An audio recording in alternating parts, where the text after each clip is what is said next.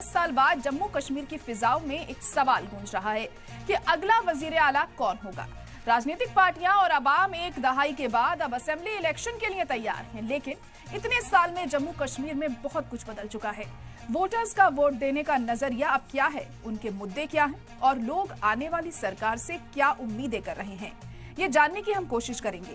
जिस तरह से बीजेपी और नेशनल कॉन्फ्रेंस ने आवाम के सामने अपनी गारंटियां पेश की हैं, वे वोटर्स को कितना ज्यादा मुतासिर करेंगी, ये भी जानने की कोशिश करेंगे।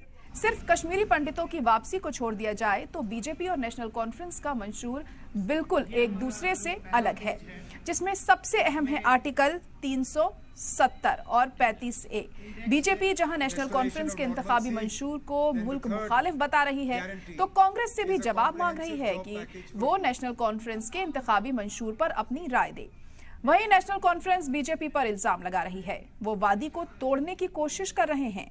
तो ऐसे में पूरी जिम्मेदारी आवाम पर आ जाती है कि वो क्या सोचते हैं।